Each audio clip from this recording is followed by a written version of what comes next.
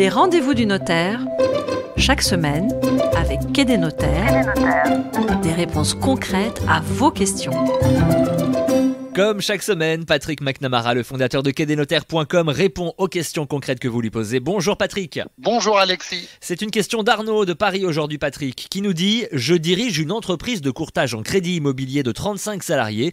Que dois-je faire pour sécuriser mon entreprise si je décède, car ma femme est coiffeuse et mes enfants sont encore à l'école ?» Patrick. Eh bien d'abord, je voudrais dire merci à Arnaud parce que cette question est très intéressante et elle me permet de vous parler du mandat à effet posthume et de la transmission d'entreprise.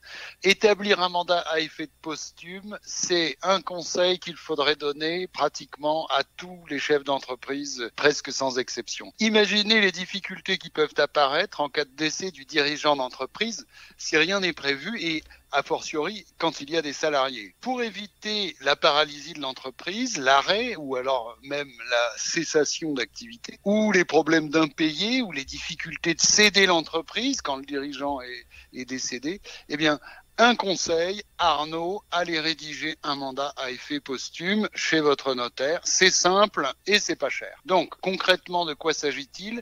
Eh bien, il s'agit d'un contrat de mandat par lequel le chef d'entreprise, qu'on appelle le mandant, donne un mandat à une personne qu'il a lui-même désignée et qu'on appelle le mandataire pour gérer son patrimoine professionnel, voire de s'occuper de le céder, pour le compte et dans l'intérêt de ses héritiers. Donc, si parmi les héritiers, il y a une personne capable et qui connaît l'entreprise, le mandataire peut très bien être l'un des héritiers, mais le mandataire peut également être une autre personne physique qui a les compétences et que le dirigeant va désigner. Donc ça peut être une personne physique ou même une personne morale, c'est-à-dire une société. Quand l'entreprise, c'est pas le cas d'Arnaud, je vais y venir, mais quand l'entreprise est une entreprise individuelle, eh bien après le décès, le mandataire va devenir lui-même exploitant, il aura la charge de l'entreprise individuelle, il devra s'immatriculer au registre du commerce et remplir toutes les obligations du chef d'entreprise. Dans le cas d'Arnaud, si l'entreprise est une société, eh bien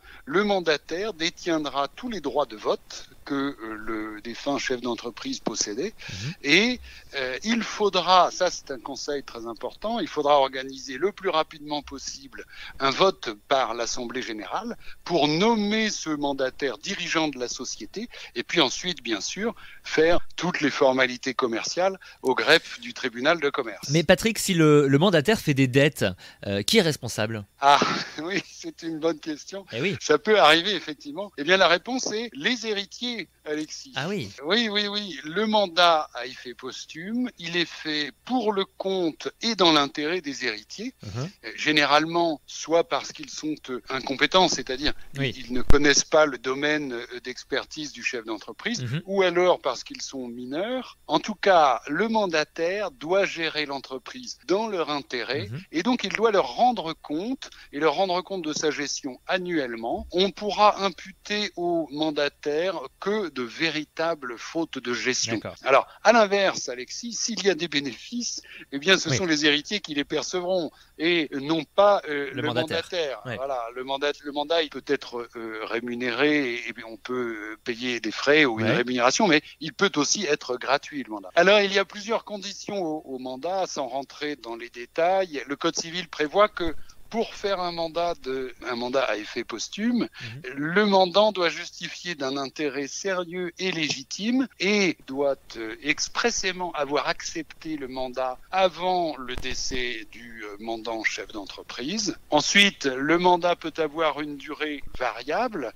Généralement, c'est 2 ans, qui peut être prolongé une fois ou 2 fois sur décision du juge si le mandataire ou les héritiers le demandent. Et dans certains cas, ça peut aller jusqu'à 5 ans et avec la même possibilité de prolonger sur décision du juge. Bien entendu, le mandataire n'est pas autorisé à vendre l'entreprise et faire ce qu'il veut.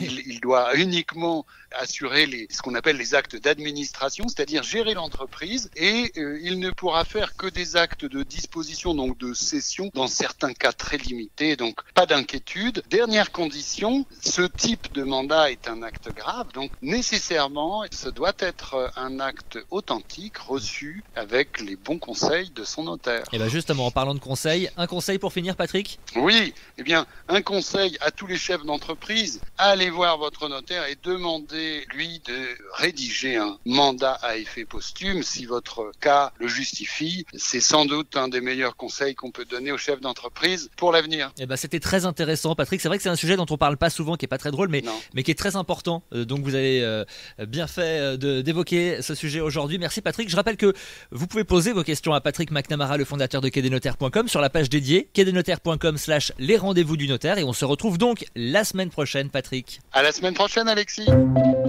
Les rendez-vous du notaire, chaque semaine, avec Quai des Notaires, des réponses concrètes à vos questions.